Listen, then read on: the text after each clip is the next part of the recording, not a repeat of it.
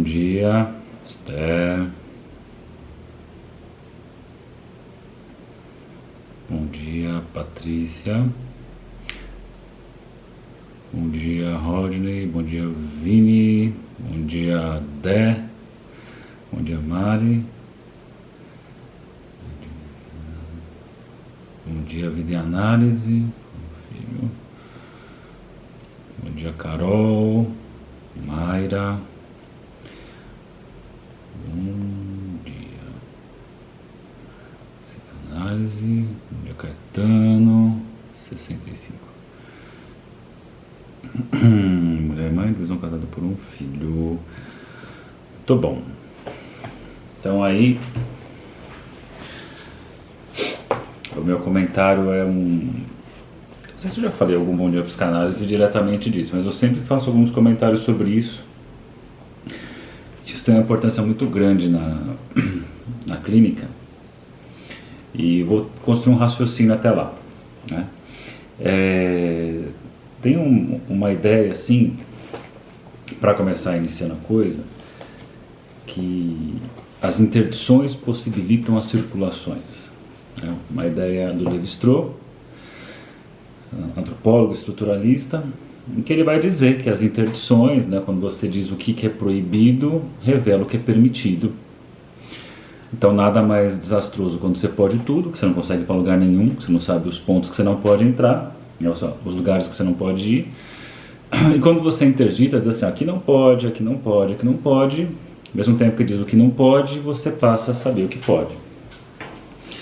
E dentro dessa concepção, dentro desse raciocínio, é interessante pensar assim, e o que vai possibilitar saber o que pode e o que não pode? Aí vem a ideia das nomeações, né? Os significantes, a palavra que vai nomear tal coisa. E pensando nisso, a gente sabe a importância que a palavra tem, porque a palavra ela carrega, apesar de ter obviamente não, o sentido que o sujeito tem para si, existe um sentido social, né? O sentido que se articula com o sentido dos demais. Então tem certas coisas que nós falamos e que o sentido, certas coisas não, tudo, né, que nós falamos vem carregado de uma porção de sentidos. E nós somos determinados por essas designações, por essas palavras. Então uma forma inicial de começar a pensar é que quando você nasce, a sua essência, se é que existe, é substituída por um nome, seu nome próprio, que é dado por alguém, e esse nome que é dado por alguém, ele vem cheio de desejos do outro. Então, seu nome tal foi escolhido, o Júnior, por exemplo. Nós sabemos que o Júnior, não precisa pensar muito, ele tem ali algo que se assemelha ao pai. Então tem coisas aí que se espera de um Júnior que tem a ver com coisas semelhantes ao pai. Ou falando de tal neto, que tem coisas aí do avô que está sendo transmitido, enfim. Então a palavra vai fazer a coisa. A existência como produto da linguagem, a palavra vai criar a coisa. Vai criar você. Então você está ali enquanto essência, desaparece e no seu lugar fica ali um significante, que é um nome dado por um outro, cheio de desejo do outro. Então por isso a gente tem que sempre tomar muito cuidado, ou ficar atento, ou não precisa ficar atento sempre, mas na clínica ficamos, com as palavras que são utilizadas, né, como se utiliza, e a consequência que isso tem. Aí uma das coisas que, por exemplo, o Durval Checknath trabalha no livro Psicanálise de Pais, é quando ele fala daqueles pais que dizem que são amigos de seus filhos, melhores amigos dos filhos, né? Acho que tem uma dimensão, entende, de querer ser o amigo, parceiro, só que tem algo assim, né? A amizade, ela não está dentro de uma relação hierárquica, né? Você tem ali os amigos, todos estão no mesmo patamar, e quando você fala de pai e mãe, você tem uma certa hierarquia, você tem uma coisa um pouco, né, pensando acima, quem chegou antes no mundo, quem gerou quem, e você tem lá uma certa hierarquia. E aí ele coloca a consequência que isso tem, por exemplo, de tomar os pais, né, tomar os seus filhos por melhores amigos, e vice-versa, o quanto isso pode ser às vezes complicado, porque tira uma certa relação de hierarquia e que faz falta. Pensando na psicanálise, isso faz falta para a criança como referência, né? Em termos de referência isso fica um pouco confuso. Aí você tem muitas vezes na clínica pessoas que se queixam assim, que não tem lá esse pai ou essa mãe que figuram como pessoas para se identificar, para almejar, para ter como ideal, e fica num lugar para ser irmão, fica competindo. Aí acontece aquela coisa assim, minha mãe acha o máximo quando confundem ela, acham que nós somos irmãs, por exemplo, uma questão até que relativamente comum de se aparecer. E por quê? Né? Não só porque, mas assim, empregar o significante amigas, melhores amigas, está carregando esses vários desejos e sentidos embutidos. E uma coisa que eu costumo falar em aula, e já falei aqui outras vezes, mas é legal trazer esse exemplo, que uma das formas de você cortar o barato da outra pessoa, tipo, imagina que alguém está interessado em você, né? Tá afim de você, tem desejos sexuais por você, eróticos, e você pode dizer assim, olha, você é, e você não está afim, né, claro, se você estiver afim, ótimo, se você não está afim, uma das formas de cortar é você friendzonar ele, ou ela, né, o friendzone, que eu aprendi com meus pacientes adolescentes. Isso já faz tempo, esses adolescentes que me ensinaram friendzone hoje são adultos, né? Mas friendzonar é você dizer assim, você é uma amigona pra mim, você é um amigão pra mim. Quando você fala amigão, amigona, ou mais, você é uma irmã pra mim, putz, já mostrou que não rola, né? Você é um irmãozão pra mim, já mostra que não rola desejo nessa ordem. Então, para mostrar que o significante ele chega fazendo modificações, ele aponta para onde vai o desejo ou não. E eu estou falando tudo isso porque é um assunto muito comum de aparecer, e eu estava trabalhando ontem no curso Praxis Psicanalítica. Nós vamos entrar num texto, mas eu já tinha preparado, que fala sobre aquela passagem em que uma mulher se torna mãe.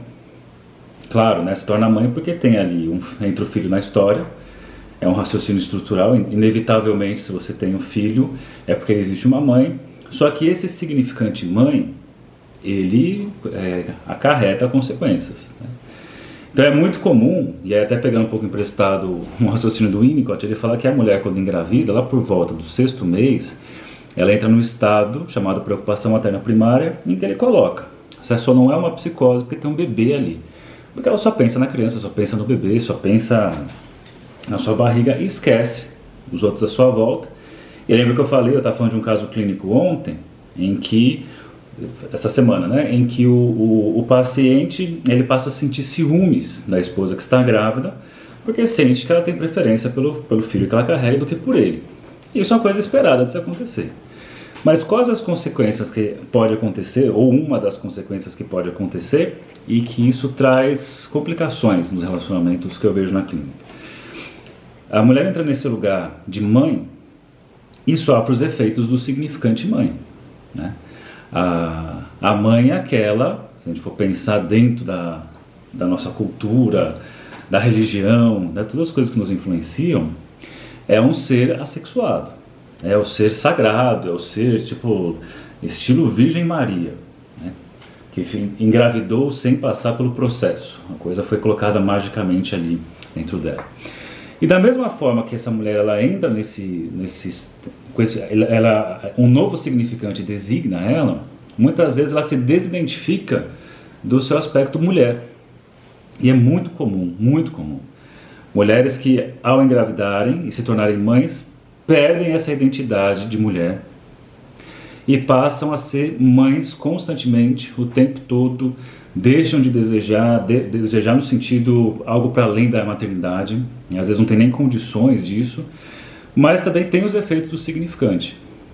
Eu já escutei na clínica, e já escutei também em outras situações, assim, de uma mulher se horrorizando, se incomodando com o olhar que o marido tinha para ela, e ela disse assim, eu sou mãe dos filhos dele, como é que ele pode me olhar desse jeito, com desejo, com tesão? Só que a coisa também complica para o outro lado. Estou pensando aqui num tipo específico, né, claro, essa questão da mulher e da função materna, do significante mãe, acontece em N configurações. Mas esse caso que eu vou trazer agora é dentro de uma relação em que um homem é casado com uma mulher, tem um filho, e explicar um pouco de umas coisas que eu vejo na clínica. Aí você tem, pelo lado do marido na história, também uma perda de desejo, né? Porque tem aquilo, se tornou mãe. E aí vamos imaginar como é que o significante mãe se articula na cadeia significante dele, nas fantasias. E pode ser que esse cara fique broxado, entre aspas, né? Porque agora é a mãe dos seus filhos e não consegue se excitar com esse significante junto. significante faz referência à mãe, a incesto. E obviamente, se você está bem resolvido na análise, isso passa tranquilo e você segue. Depois o casal se encontra, voltam a ser amantes também. Mas é muito comum na clínica que ao entrar nesse tipo de perspectiva, o desejo desapareça, né? E aí fica aqueles casais que o cara é pai, a mulher é mãe e é isso, é pai e mãe. Chega naqueles níveis, inclusive, de chamar um ou outro de pai e mãe, né? Mas aí quando chega nesse nível é outra dose, né? Tipo, ô pai, fala mãe, né? Coisa mais, opa. Mas mesmo que não chegue nesse nível, é muito comum isso. Mulheres que vão para análise e que estão ali para reencontrar a mulher que elas foram, que são, que desejam uma série de coisas para além do filho e filha. E da mesma forma, talvez menos comum, ou não sei se menos comum, mas acho que às vezes o homem chega com mais dificuldade, quando eu vejo na clínica nesse ponto, é de conseguir também se perceber como o cara que virou pai e deixou de ser, né, o homem que era, o homem que é, nesse sentido de desejar alguma coisa para além da paternidade, desejar a esposa, desejar isso, aquilo, outro. E claro que, não justificando, mas isso explica algumas situações da necessidade de precisar buscar um relacionamento fora, como uma forma assim de, dentro do meu casamento, sou a mãe ou sou o pai, e fora eu consigo, em algumas escapadas, ser a mulher, ser o homem, coisas do tipo. Então, eu falo isso porque isso é muito comum, e isso foi um assunto que não só, eu preparei para ontem, mas a gente não chegou nesse ponto ainda, mas é um assunto que numa conversa recente com algumas pessoas, eu escutei isso, e vi essas coisas acontecendo, né?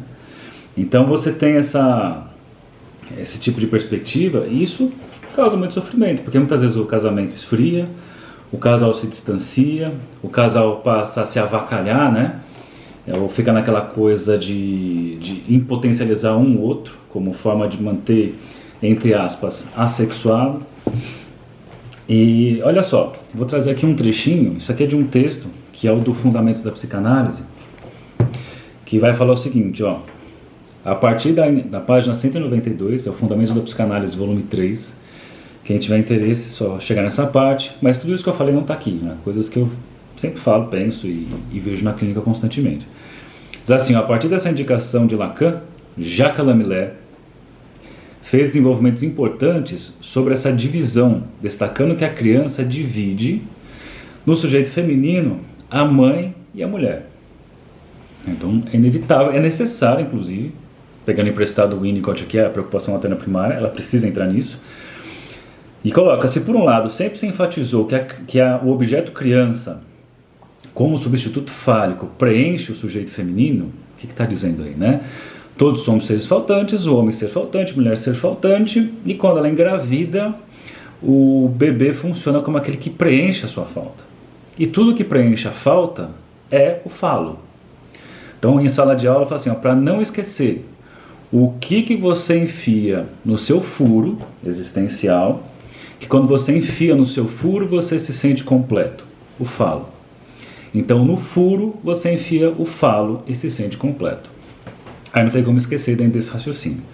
Então, a criança, o bebê, o filho, né, ele chega e preenche esse furo da mulher, que possibilita ela entrar nesse estado maternal, tanto que o Winnicott fala, preocupação materna primária só não é uma psicose porque tem um bebê ali, e de fato, quando nós estamos não faltantes, plenos, cheios, né, sem falta, a gente está num nível psicótico, paranoico, alguma coisa dessa ordem vai acontecer. Porque quando não tem furo, nós sabemos de tudo, nós pensamos em tudo, tudo tem sentido, é o pleno sentido. Então só pode virar aquela pessoa que superinterpreta, que nega o resto, que não está de acordo com a perspectiva dessa pessoa. Então aquela pessoa que entra realmente no estado de loucura. Então o bebê, como eu falo, preenche o sujeito feminino e coloca que, por outro, é preciso notar que ele também produz uma divisão. As duas dimensões precisam ser levadas em conta. O preenchimento e a divisão, pois se a criança preenche mais do que divide, então se acontece, né, a gente tem mãe superprotetora, vai aparecer então muito mais angústia nessa mãe do que a capacidade de desejar. Se tudo deu certo, o bebê funciona como o falo durante um tempo, mas depois ele perde esse lugar, possibilitando que o desejo apareça para a mãe e o desejo apareça para a criança. E é interessante que é uma coisa que não depende só da mãe, como uma relação estrutural, depende dos dois lados, né? Uma coisa não basta querer, a outra também tem que estar nesse mesmo, numa posição que possibilite a manutenção do outro lado. Então, quando um não quer, dois não brigam. Quando um não quer, dois não dançam. Não dá para uma mulher querer ser mãe sem ter um filho. Não dá para querer ser filho sem ter uma mãe ou um pai. Necessariamente, pensando em termos estruturais e lógico, você precisa desse outro aí. Então aqui, ó, segundo Lacan, no seminário A Relação de Objeto, seminário 4, Miller fala da criança como fetiche normal para a mãe. No caso em que a criança não representa tudo para o desejo da mãe, de modo que seja resguardado o não todo do desejo feminino e que, portanto, a metáfora infantil não recalque na mãe seu ser mulher. Aqui seria o melhor dos mundos, né? Que essa mãe, e pensando na coisa o que é a castração não tem só a ver com a função paterna, mas também com a função materna, que é quando a mãe revela, isso sempre, quando deu tudo certo, né? Essa mulher que pode revelar, essa mãe que revela que existe uma parte do seu ser que não está designado para o filho, para a filha. A mãe é não toda para esse filho, para essa filha. Ou seja, tem algo do meu desejo que não é para você. A mãe fala para o filho, por exemplo. Isso é dolorido para a criança. Isso é desesperador para a criança. Mas é fundamental para que possa acontecer a ruptura e ela possa exercer seu desejo e, claro, a criança possa começar a desejar, porque ela tomou, entre aspas, um fora. Um fora assim, ó, você não pode tudo comigo. Tem certas coisas que não é com você. E nessa hora abre o campo para a função paterna. Lembrando que a função paterna não precisa ser o pai exatamente, mas um terceiro na história. Então é isso, né, gente? Nesse texto aqui, ele traz, por exemplo, algumas coisas, né, de como a gente tem, por exemplo, a Virgem Maria, né, da nossa mitologia cristã, mostrando, né, tentando criar aí uma narrativa que se atrapalha inteira, em que ela engravida, mas sem passar pelo ato sexual. E aí até ele coloca assim, a mãe de Deus é somente mãe, sem ser mulher. E tem toda uma questão da negação do feminino, não só do feminino, mas da sexualidade, como a gente encontra no livro Tratado de Ateologia. Então a negação da sexualidade, essa tentativa que a igreja tem, por exemplo, né, de afastar isso, e acaba entrando nessa... Você vê que é um sintomão, né? Se a própria religião precisa fazer isso, de considerar essa mãe como virgem, e aí tem agora a perspectiva do filho e da filha, né, de precisar tomar os pais como assexuados. Só para uma provocaçãozinha aqui, ou um ponto de curiosidade, acontece muitas vezes também. Você tem lá pais que são separados e filhos que fazem esforços para que a mãe ou o pai não tenha ninguém na história. Ainda mais quando é adolescente. Por quê? Se a mãe começa a namorar um cara, uma mulher, se o pai começa a namorar uma mulher, um cara, enfim, se o pai e a mãe divorciado começam a namorar alguém, o filho ou a filha tem que se deparar com o fato de que existe desejo sexual na mãe e no pai. Também é complicado para os filhos. Então é isso, eu vou encerrar aqui porque eu tenho que atender agora, mas essa reflexão é muito comum de se encontrar na clínica e falo para vocês. É um baita alívio quando mães e pais podem falar sobre isso, podem dizer assim, meu filho e minha filha não é tudo para mim, vem aquela culpa, mas depois vem assim, sobrevivo a esse pensamento, a essa fala, e podem se reencontrar com a sua sexualidade, com o seu desejo, com o seu lugar de homem, de mulher, enfim, de desejante, e não só de desejante dos filhos. Beleza, gente? Então é isso, bom dia psicanálise, quintou amanhã, outro bom dia psicanálise, e até amanhã. Tchau pra vocês.